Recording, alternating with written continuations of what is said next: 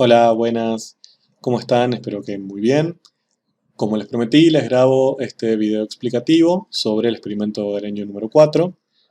Luego de que ya hice las devoluciones individuales, trabajo a trabajo, con los comentarios específicos para cada una de sus devoluciones, pero en este caso la idea es hacer un cierre global para el experimento y para los informes que me fueron enviando, focalizando quizás en los errores que vi, que no eran muchos, básicamente más que nada en algunas explicaciones que quizás quedaron un poco incompletas.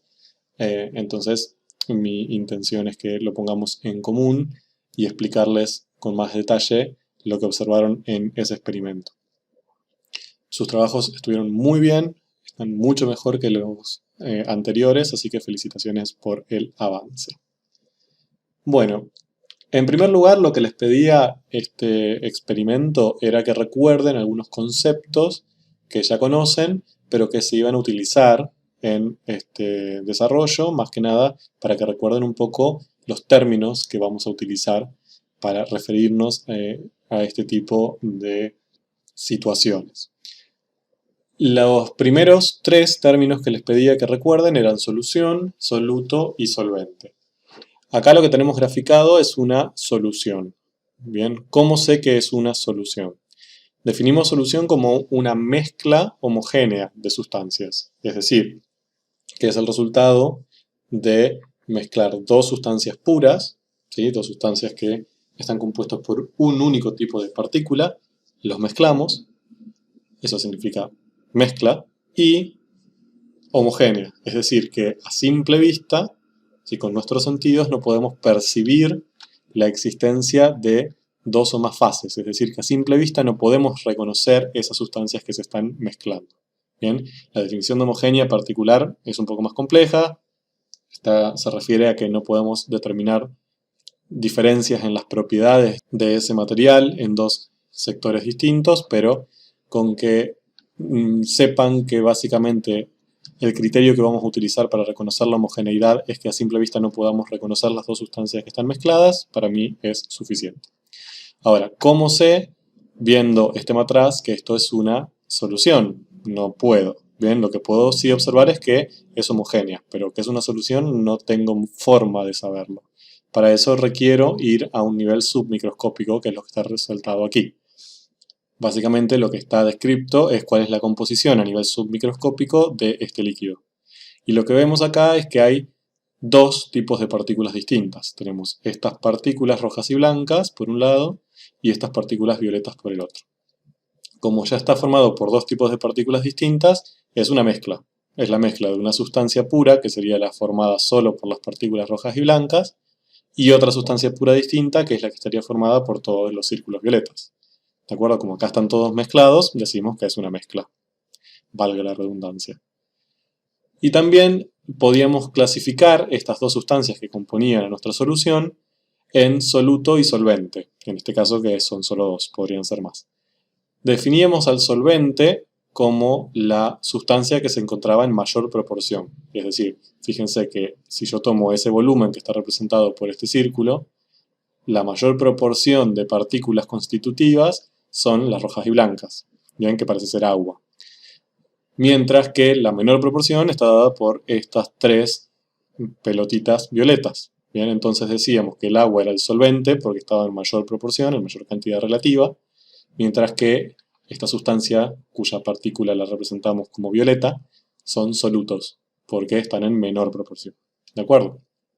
Si tuviéramos más otra sustancia mezclada, que podría suceder, siempre va a haber un único solvente, que es la que está en mayor proporción, y todos los demás son solutos. Bien, y otro concepto que también que les pedía que analicen y que investiguen, es el de solubilidad, que es básicamente la mayor cantidad de soluto que se puede disolver en un cierto solvente. Bien, por ejemplo, acá estamos mezclando 30 gramos de sal de mesa en 100 mililitros de agua. Estos serían dos sustancias puras. Bien, esto no son mezclas, esto es la sustancia pura agua y la sustancia pura sal. Cuando mezclamos esto, lo disolvemos, lo agitamos un rato, obtenemos esto. Bien, que como sabemos que lo obtuvimos así, sabemos que es una mezcla. de dos sustancias puras distintas, agua y sal. ¿De acuerdo? Y sabemos que es una solución porque esta mezcla es homogénea. Es decir, a simple vista yo no puedo distinguir el agua y la sal acá. Entonces decimos que es una solución. ¿De acuerdo? Esta solución vamos a decir que no está saturada.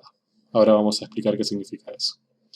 Ahora, supónganse que yo en vez de mezclar 30 gramos y 100 mililitros de agua, mezclo 40 gramos de sal y 100 mililitros de agua. Lo que obtengo es esto. Fíjense, un líquido, también translúcido, sin color como el anterior, pero queda sin disolver y aunque agite mucho tiempo o vigorosamente, siempre sigue quedando, queda un resto sólido, ¿bien? Que son aproximadamente 4 gramos de sal. Entonces, ya si vemos esto, sabemos que todo este sistema es heterogéneo, porque a simple vista puedo determinar un cierto compuesto, bien, en realidad un cierto material, para ser preciso, que es este líquido, y un cierto material sólido, que es este pedacito aquí que estamos mostrando. Entonces ya como puedo determinar dos fases distintas, sabemos que es heterogéneo. Esto claramente es sal que ya no se puede disolver más, mientras que este líquido es una solución. Es 36 gramos de sal, de estos 44 quedaron sin disolver, los 36 restantes se disolvieron, son 36 gramos de sal disueltos en agua. Entonces este líquido es una solución de sal en agua, ¿bien?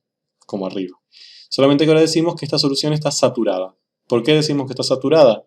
Porque no admite más sal. Bien, toda la sal que le agreguemos no se va a disolver, sino que se va a acumular como sólido. ¿De acuerdo? Entonces, ¿qué es la solubilidad? La solubilidad es la mayor cantidad o la cantidad límite de un cierto soluto que se puede disolver en un cierto solvente. En este caso serían 36 gramos. ¿Por qué? Porque 36 gramos de sal lo puedo disolver en agua. Bien, 36 gramos cada 100 mililitros. Lo puedo disolver en 100 mililitros de agua, pero ya si agrego más que estos 36 gramos, no se va a disolver más. Se va a empezar a acumular como sólido. ¿De acuerdo? Para que recordemos algunos conceptos útiles. Bien. Otra idea que les pedía que recuerden era la de los enlaces covalentes y iónicos. Muchos y muchas de ustedes respondieron esto de una manera que me resultó muy adecuada, que es que son dos cuestiones límite. ¿A qué se refieren con eso? En que en realidad los enlaces no son 100% covalentes o 100% iónicos, sino que suelen estar en un estado intermedio. Más allá que podemos encontrar los extremos, pero por lo general uno siempre tiene como un punto intermedio entre estos dos límites. El límite covalente es cuando los electrones de dos átomos que están enlazados se comparten por ambos átomos, bien, de manera igualitaria.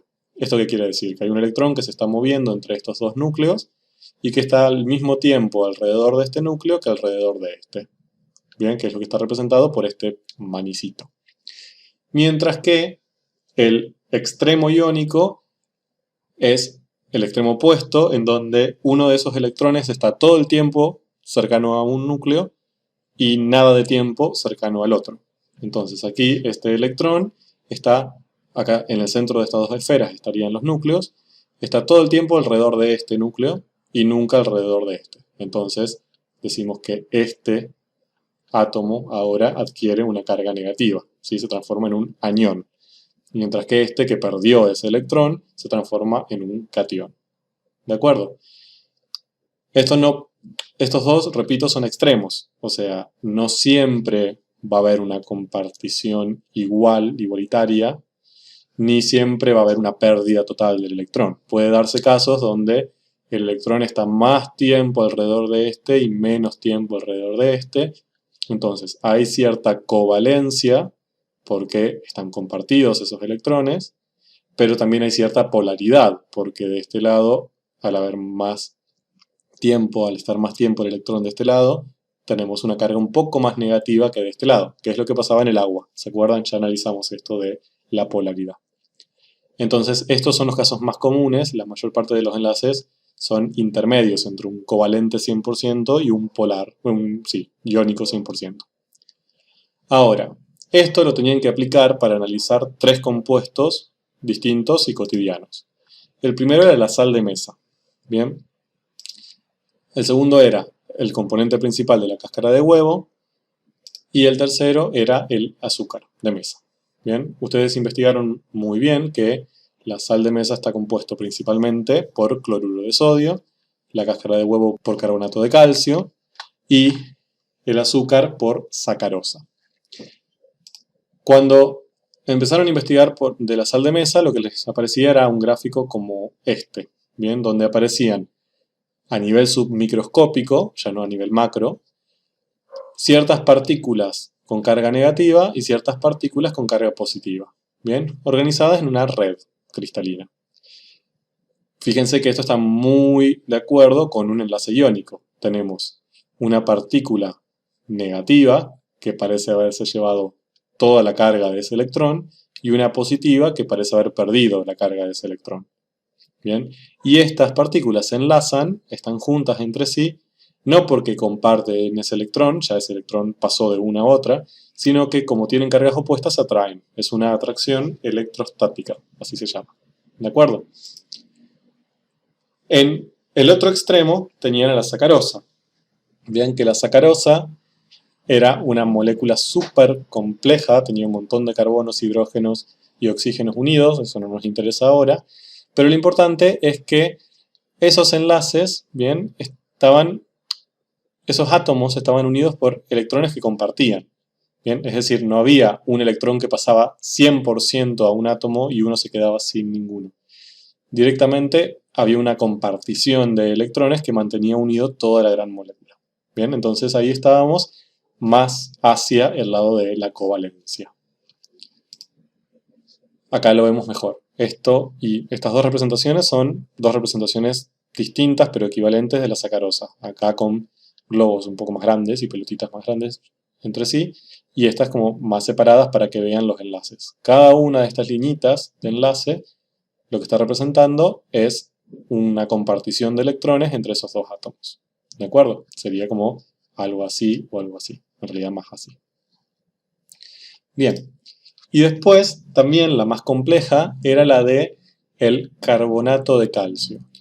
En el carbonato de calcio veíamos que había como tres cosas distintas. Ya cuando veíamos a nivel submicroscópico notábamos tres colores distintos. Pelotitas verdes, negras y rojas. ¿Bien? En realidad lo que sucede es algo así. Tenemos una especie roja y negra, bien, que hay como una esfera negra unida a tres rojas, que es lo que acá vemos aquí. Y eso está unido con una especie verde, bien, que es la que vemos como en una capa más abajo, acá. Esta especie verde, bien, es el calcio. Mientras que todo esto, el rojo y negro, se llama carbonato. Y está formado por un carbono, que es la esferita negra, y tres oxígenos, que son las tres esferitas rojas. Fíjense lo siguiente. Acá tenemos los dos tipos de enlaces. ¿Bien? Porque el calcio es positivo y toda esta cosa, carbonato, es negativo. Entonces estamos en este extremo. ¿Bien? Algo que tiene muchos electrones, por eso es negativo. Y algo que tiene pocos electrones, perdió algún electrón, entonces es positivo. Y esto interacciona por atracción electrostática. Pero dentro del carbonato, ¿sí? Si vemos este triangulito, el enlace entre carbono y oxígeno es covalente. Bien, entonces acá aparecen los dos tipos de enlace. ¿Cómo los clasificamos? Cuando hay atracción electrostática, es decir, cuando hay un catión positivo y un anión negativo presentes, decimos que el enlace es iónico. Entonces, la sal de mesa tiene un enlace iónico y el carbonato de calcio, más allá que esta parte sea covalente, la atracción que mantiene útil al carbonato de calcio, carbonato y al calcio, también es un enlace iónico. Bien, entonces estos dos son iónicos. Mientras que en el caso de la sacarosa, como no hay un catión positivo y un anión negativo, sino que todos los enlaces son covalentes, hay compartición de los electrones, decimos que es covalente. ¿De acuerdo? En particular es covalente polar, pero no me interesa eso, es covalente. Después también otra cuestión que se les pedía era que ustedes puedan diferenciar los elementos constituyentes. ¿Bien? Entonces, en este caso sabían que para la sal de mesa su fórmula era sodio-cloro, ¿bien? Porque era el cloruro de sodio. Ahora, ¿cuál es cada uno? ¿Cuál es el verde y cuál es el blanco? Bueno, si esto lo buscaron muy bien, cuando esta sal se disocia, el que queda con una carga negativa es el cloro y con una carga positiva es el sodio, entonces ahí lo podían relacionar. Para el caso del carbonato de calcio, ya sabían que tenía un calcio por un lado y todo un grupo CO3, bien que era el carbonato. Entonces de ahí ya no tenían muchas dudas. El calcio quedaba positivo, entonces es el verde. Este grupo CO3 que quedaba negativo era el grupo rojo y negro. Y como hay un carbono cada 3 oxígenos, el negro es el carbono y el rojo es el oxígeno. Otras personas en sus informes me dijeron que también buscaron el código de colores, que siempre se mantiene, y es perfecto y así es, y así también se pueden dar cuenta que el calcio siempre lo representamos con verde, el carbono con negro y el oxígeno con rojo.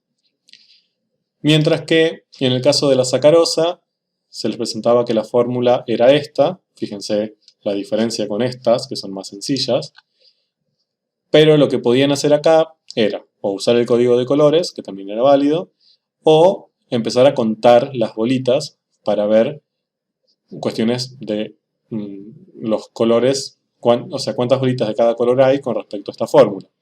Si contaban iban a ver que la que más había eran las blancas, entonces las blancas claramente era el hidrógeno.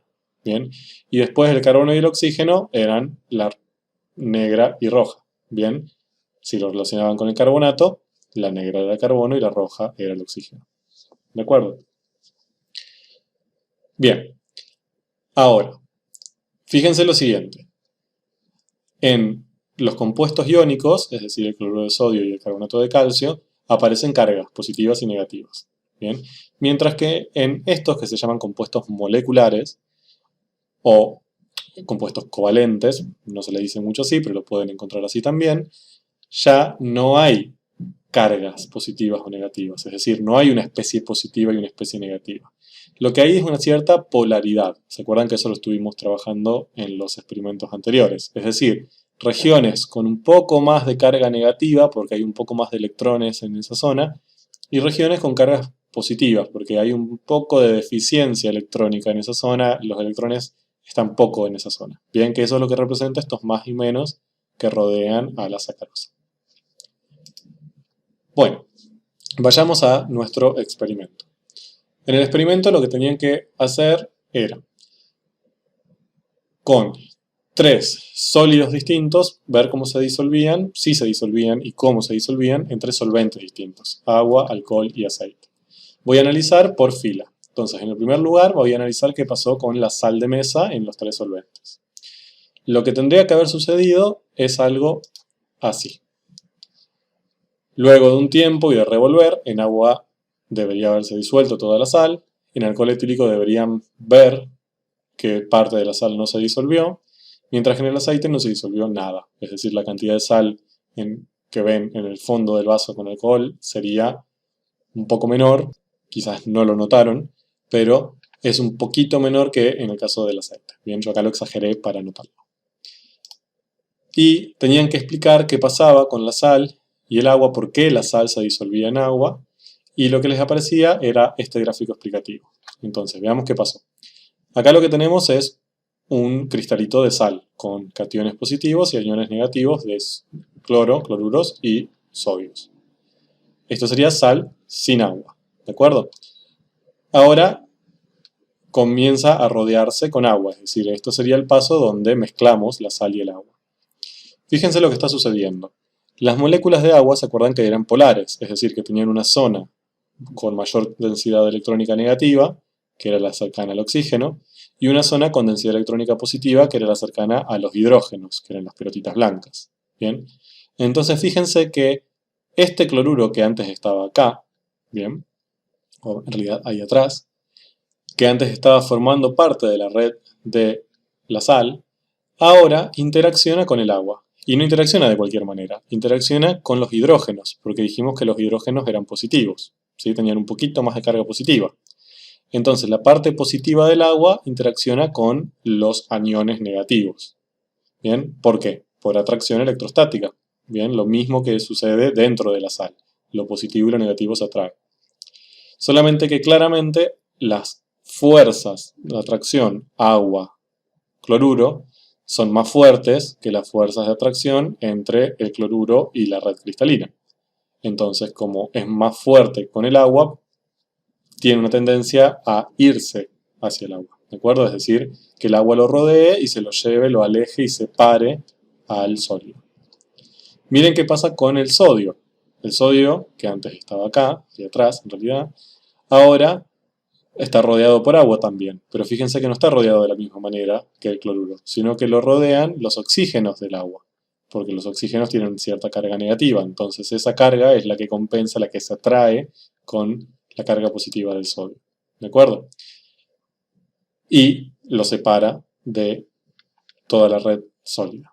Esto sigue sucediendo de a poco hasta el punto de que el sólido desaparece, ¿bien? Y quedan simplemente el cloruro y el sodio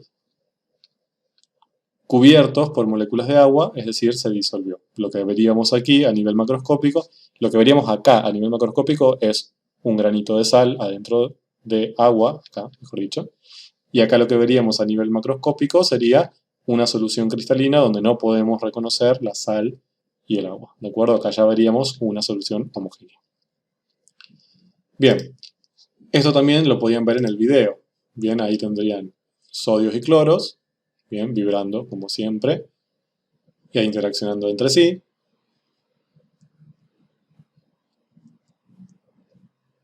Y cuando lo mezclamos con agua, el agua comienza a interaccionar con cada uno de estos iones, bien, y eventualmente los empieza a separar de la red cristalina, uno a uno.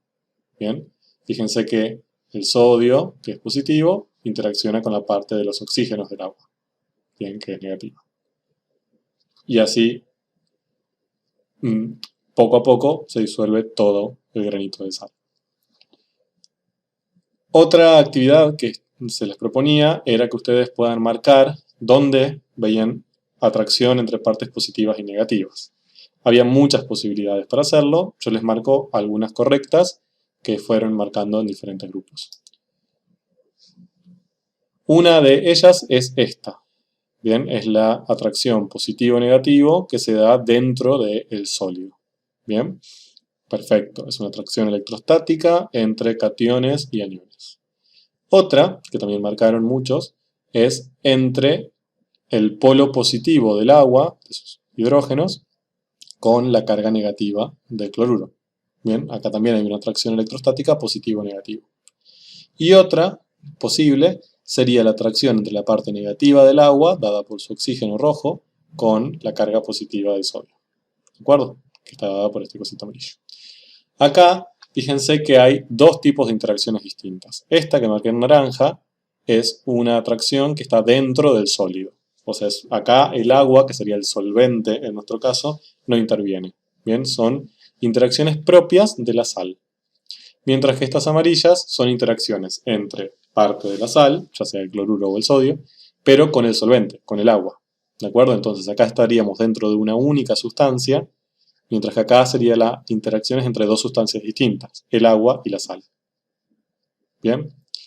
Entonces, en este caso, lo que sucede es que las interacciones amarillas son más fuertes que las interacciones naranjas. En la suma de todas las interacciones entre el agua y la sal son más fuertes que las interacciones internas de la sal. Por eso la sal se disuelve. Porque hay más fortaleza en las interacciones con el solvente que dentro del propio soluto. Entonces eso explica por qué, en definitiva, este proceso va desde acá hasta acá. Es decir, pasamos del sólido a el sólido disuelto en agua. Bien. Veamos qué pasa ahora con la cáscara de huevo. Bien. Con la cáscara de huevo, lo que tenían que hacer era molerla, bien, al punto que quede un sólido pulverulento, y también intentar disolverla en agua, alcohol y aceite. Si lo hicieron, lo que deberían haber obtenido es esto, luego de un tiempo. Que ninguno de los tres se disuelve. ¿De acuerdo? Acá, lo que escribieron fueron varios grupos, fueron describiendo que lo que veían era que el líquido se ponía como blanquecino o lechoso. Eso es porque queda como flotando el sólido en el líquido, pero si lo dejan quieto un rato, decanta y en el fondo se deposita el sólido blanco de carbonato de calcio. ¿De acuerdo? Y no verían diferencia tampoco en la cantidad disuelta en ninguno de los tres. Ahora, ustedes me dirán, bueno, pero ¿por qué? Si básicamente la estructura es muy similar a la anterior. Hay una parte negativa y una parte positiva. Se supone que el agua lo que tendría que hacer es interaccionar positivo con negativo y negativo con positivo y romper esta estructura. Bien, acá lo que existe es una interacción electrostática entre esta carga positiva y esta carga negativa, igual que pasaba en la sal.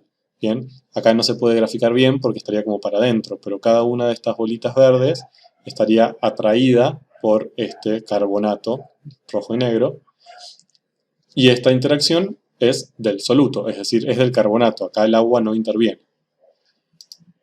Ahora, si llegan a aparecer aguas en el medio, porque yo este carbonato de calcio lo pongo en contacto con el agua, aparecen otras interacciones que son interacciones con el agua.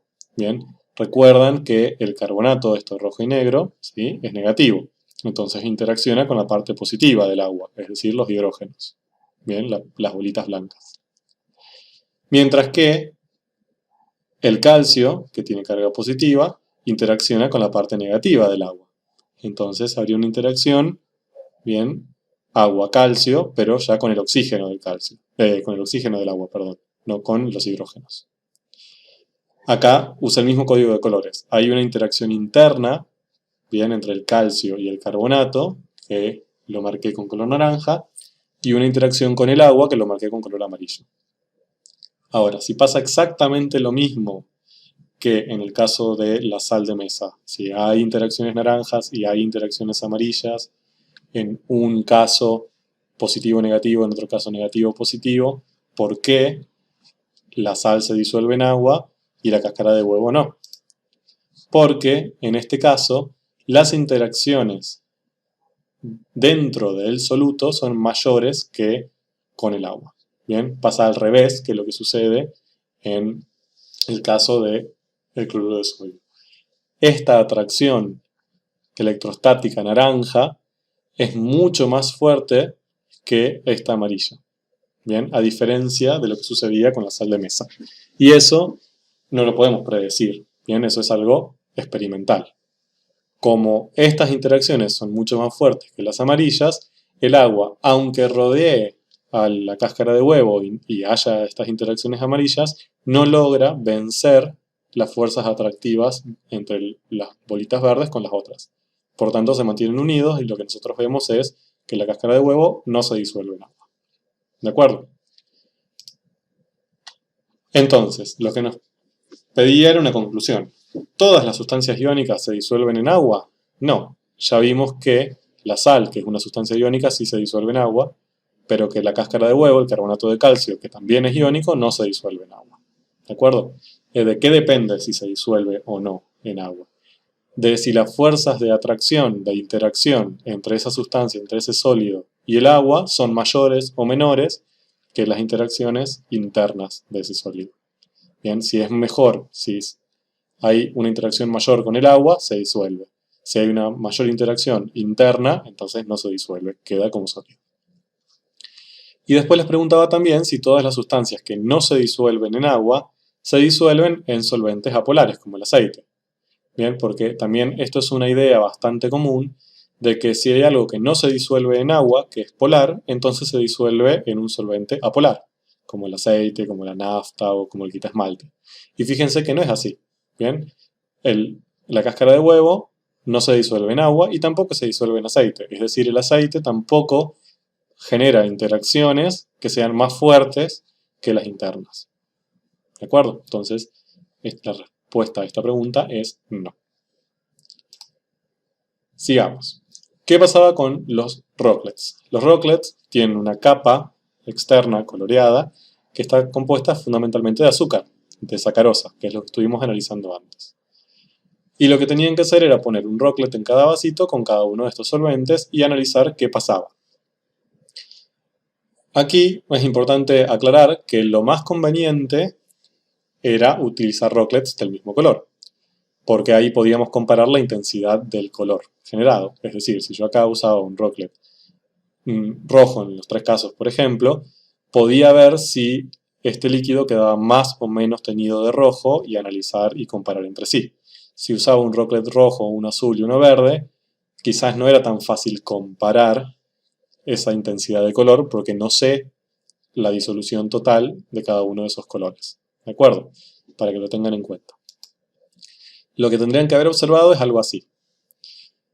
Para el caso de el agua, luego de un tiempo el rocklet queda sin capa que lo cubra y todo el agua hubiera quedado del color de su capa. Bien, yo en este caso utilizo un rocklet azul en el ejemplo, ¿de acuerdo?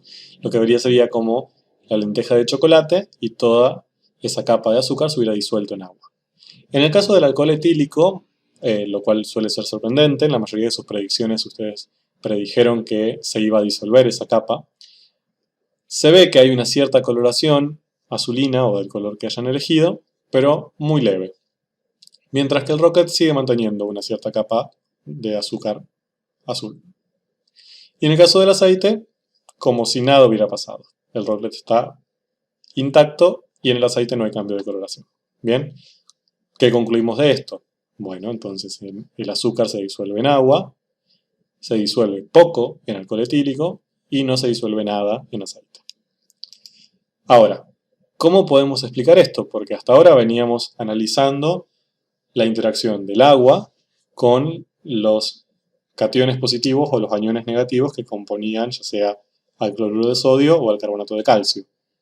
¿Qué hacemos ahora que tenemos a la sacarosa, que lo que habíamos dicho era que era covalente, es decir, que no hay una parte positiva y una parte negativa, no hay un catión y un anión?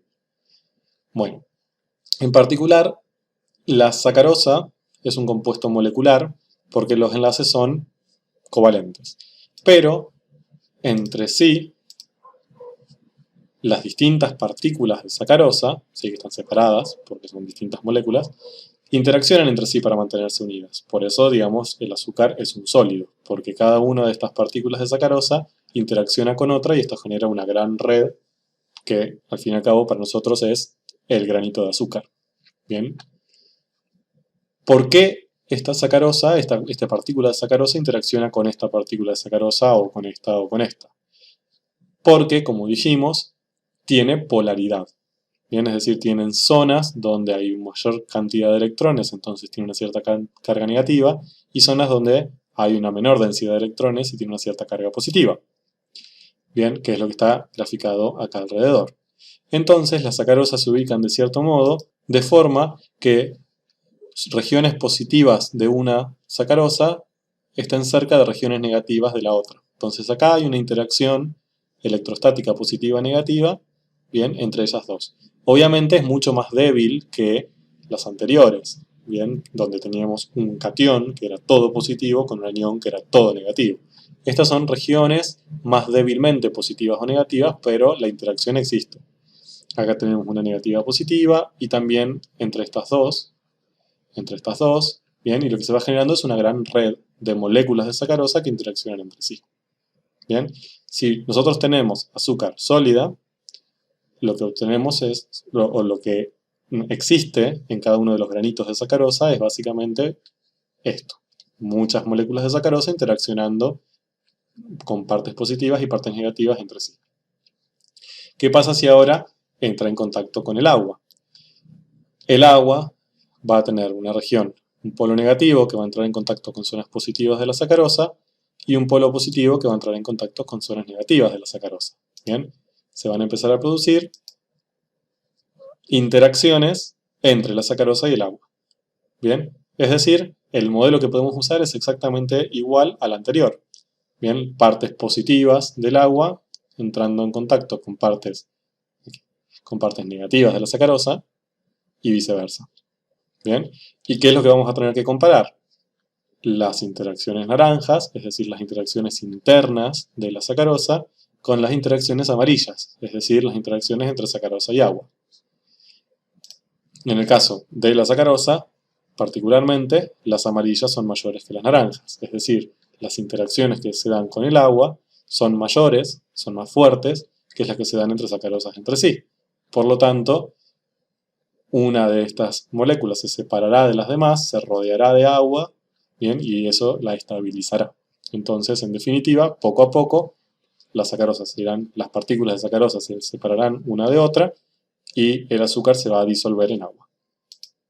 Bien, esto lo podían ver en este video. Ahí, lo que les preguntaba era qué significaban esas manchas rojas y azules. ¿Se acuerdan que ese era un código para trabajar con zonas positivas y negativas? Bien, donde las negativas eran las rojas y las positivas eran las azules. Es equivalente a esto más y menos que aparecen por ahí, solamente que de una manera gráfica. Fíjense que el agua tiene el oxígeno en una zona más roja porque es más negativo y los hidrógenos en una zona más azul porque son más positivos. Bien. Cuando el agua entra en contacto con la sacarosa, fíjense que las zonas azules de la sacarosa entran en contacto con rojas del agua, negativas con positivas, mientras que las rojas de la sacarosa entran en contacto con azules del agua, negativo y positivo. Bien, esto es lo que yo quise representar burdamente acá. Lo que sucede es que también esas interacciones se dan dentro de la sacarosa. Fíjense que inicialmente acá también hay interacciones entre sacarosa y sacarosa, pero con el tiempo el agua rodea a la sacarosa y la separa de las otras, entonces la disuelve, ¿de acuerdo? Con el tiempo, y quizás revolviendo, lo que logramos es que todo el granito de sacarosa desaparezca, entre comillas. Evidentemente desaparece, o sea, a la vista desaparece, pero en realidad queda disuelto en agua rodeado de otras partículas de agua. Entonces, resumen y, digamos, el mismo proceso para los tres casos que estuvimos analizando.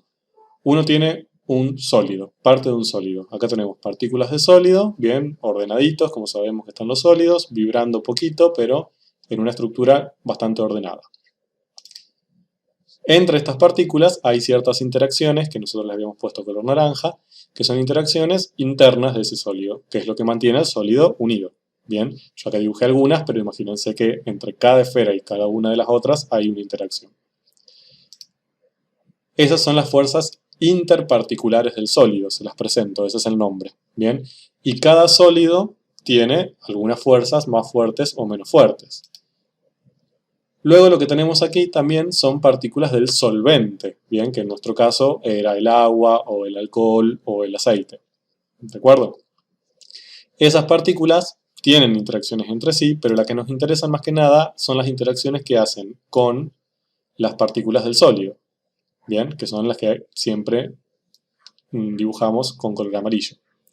Entonces, cada una de las partículas del sólido va a tener ciertas interacciones que van a intentar unirlo al sólido y ciertas interacciones que van a estar uniéndolo a el solvente que lo rodea. Esas fuerzas, esas interacciones se llaman de solvatación. Solvatación viene de solvente, ¿bien? Que son las interacciones que hacen cada una de las partículas del sólido soluto con las partículas del solvente que lo rodea. ¿De acuerdo? Entonces, lo que hay que comparar es la fortaleza relativa entre las partículas, entre las interacciones naranjas, bien, las interparticulares del sólido, con la fuerza de las amarillas, es decir, las fuerzas que unen al solvente con el soluto. Por ejemplo, para la sal común y la cáscara de huevo, es decir, para el cloruro de sodio y el carbonato de calcio, las fuerzas interparticulares del sólido eran, ¿se acuerdan?, la atracción electrostática entre cationes y aniones. Había cationes, como el catión sodio o el catión calcio, que estaban unidos, ¿sí?, a aniones, como el cloruro o el carbonato. Bien, estas interacciones eran electrostáticas y relativamente fuertes, suelen ser fuertes. Mientras que en el azúcar, es decir, entre las sacarosas, la atracción eran por puentes de hidrógeno y por polos positivos y negativos, que fue lo que vimos recién, que una sacarosa con otra se acercaban, bien, la parte positiva de una con la parte negativa de la otra. Acá ya no había cationes y aniones, entonces estas interacciones suelen ser un poco más débiles. Después, el agua genera un montón de este tipo de interacciones de solvatación. Bien, forma puentes de hidrógeno, que son fuertes y son intensos, y también interacciones dipolares, es decir, la parte positiva del agua con la parte negativa del soluto o viceversa. Bien. El alcohol, recuerdan que puede formar puentes de hidrógeno, pero menos que el agua y menos intensos, y además que eran menos polares. ¿Sí? Eso lo estuvimos analizando en los trabajos anteriores. El alcohol con respecto al agua es menos polar. Su parte negativa es menos negativa y su parte positiva es menos positiva. Entonces, aunque forman las mismas interacciones que el agua, son más débiles. Mientras que el aceite no forma ninguna de estas. Forma unas interacciones que se llaman hidrofóbicas, es decir, que ni siquiera son interacciones, no son fuerzas reales, sino como son interacciones mucho más débiles entre compuestos que no prefieren estar rodeados de agua. Es decir, que las interacciones con el agua son débiles. Bien, no me voy a meter mucho con eso ahora, pero sepan que las interacciones del aceite y de las sustancias apolares son mucho más débiles que las del agua, el alcohol, quienes forman interacciones con polos positivos y negativos o puentes de hidrógeno. Entonces, ahora que ya más o menos pudimos reconocerlas, lo que nos queda para saber si un sólido se disuelve o no es compararlas. Entonces, si las fuerzas interparticulares del sólido en general son más fuertes que las fuerzas de interacción con el solvente, no va a haber disolución. Por ejemplo, si yo mezclo sal común con alcohol, la sal común tiene atracciones electrostáticas que son muy fuertes entre sí. ¿Bien? Mientras que el alcohol ya dijimos que las interacciones que forma suelen ser débiles. Entonces, es muy probable que las internas sean más fuertes que las externas y que la sal no se disuelva en alcohol. ¿Bien? Lo mismo pasa, por ejemplo, con el azúcar y el alcohol. ¿Bien? Dijimos que en el azúcar estas interacciones eran más débiles, ¿bien? Pero notablemente son más fuertes incluso que las amarillas, porque el azúcar en alcohol tampoco se disolvía. Bien, el Rockless se disolvía muy poquito en alcohol. Ahora, ¿qué pasa cuando es al revés? Cuando las interacciones con el solvente, si las amarillas, son más intensas que las internas. Entonces ahí lo que va a suceder es un proceso de disolución. Cada una de estas partículas de soluto se va a separar del sólido y se va a rodear del solvente. ¿Bien? Entonces, como son más estables estas interacciones amarillas, van a ser preferenciales frente a las naranjas. Y así poco a poco estas partículas se separarán y quedará una solución. Bien, una mezcla homogénea. Esto es lo que pasa y es como la forma para explicar disolución de sólidos en líquidos en cualquiera de los casos.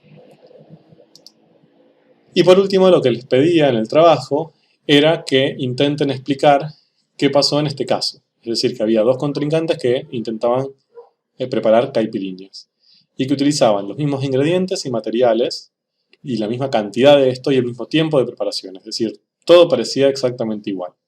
Sin embargo, uno pierde el concurso por decisión unánime del jurado porque su caipiriña estaba menos dulce de lo esperado. La caipirinha es un cóctel, es una solución, de hecho, que se prepara con una bebida que tiene mucho alcohol, jugo de lima, azúcar y una pizca de sal. Vamos a no considerar la sal en este caso porque es muy poco. Entonces tenemos una sustancia que podemos considerarla como alcohol, jugo de lima, que esto no sé si lo tienen en cuenta, pero por lo general todo lo que sean jugos de frutas son prácticamente agua, ¿sí? El 99% o más de sus jugos son agua, ¿bien? Tienen disuelto otras cosas que le dan sabor, pero gran parte es agua, y azúcar, es decir, sacarosa. Es decir, tenemos que mezclar agua, alcohol y azúcar, la misma cantidad en el mismo tiempo, con los mismos materiales y los mismos ingredientes, es decir, la misma bebida alcohólica, el mismo jugo de lima y el mismo azúcar, pero en uno de los casos queda más dulce que en otro. ¿Bien? Entonces, aquí hubo diversidad de propuestas, pero les traigo la que más me convenció de todas, de las que propusieron. Puede haber varios motivos, bien, pero les traigo la más sencilla, que es el orden en que fueron mezclados. Bien, supónganse que yo lo primero que pongo en el vaso es el azúcar. Después, en uno de los vasos, pongo el jugo de lima y después el alcohol. Y en otro pongo primero el alcohol y después el jugo de lima. ¿De acuerdo? Es decir, cambia el orden en que pongo estos dos componentes líquidos. Bien, esto sería sólido. Si yo pongo primero el azúcar y después el jugo de lima, lo que tengo acá es agua y azúcar, que como ya vimos, el azúcar es soluble en agua. Entonces, estos dos componentes, el azúcar se va a disolver en el jugo de lima y lo que voy a generar ahí es una solución. ¿De acuerdo? Ahora, después, esta solución acuosa con el alcohol, también vimos que el agua y el alcohol se mezclan, entonces todo esto va a generar una única solución, bien, que va a ser mi caipirinha. Ahora, ¿qué pasa si primero pongo el azúcar y lo primero que agrego es el alcohol? Ya vimos que el azúcar y el alcohol se disuelven muy poco, ¿sí? Lo que pasaba con el Rocklet. Cambiaba muy poco el color porque la disolución del azúcar en el alcohol es casi nula. Entonces, si yo hago esto, esto no se va a mezclar nunca. Bien, es decir, va a quedar el azúcar en el fondo y el alcohol. Si yo a esto le agrego jugo de lima, por más que se lo agregue arriba, ¿ven? No va a haber una mezcla efectiva. Quizás se pueden llegar a mezclar los dos líquidos, ¿bien? Pero el azúcar queda abajo. Si yo esto lo mezclo por un buen tiempo, en algún momento voy a terminar disolviendo el azúcar. Pero en general le va a costar mucho más porque ya va a estar en contacto con mayor cantidad de alcohol y el alcohol para disolver el azúcar es malo. Entonces, en definitiva, y como cierre de esta explicación, siempre que tengamos que preparar una bebida alcohólica que lleve azúcar o sal, es necesario primero, para que esa bebida esté preparada de manera adecuada, disolver el azúcar y la sal en el líquido acuoso y luego agregar el líquido alcohólico. Esa es la mejor manera de mezclar todos los ingredientes de manera correcta. Si lo hacemos en el orden incorrecto, es muy probable que la sal o el azúcar no se disuelvan en la bebida alcohólica, entonces el líquido que terminamos bebiendo quede menos dulce o con menos gusto a sal, dependiendo de lo que estemos preparando, de lo que quisiéramos. Bueno, espero que les haya quedado claro. Cualquier consulta, saben que pueden contactarme por Classroom y nos vemos pronto. Hasta luego.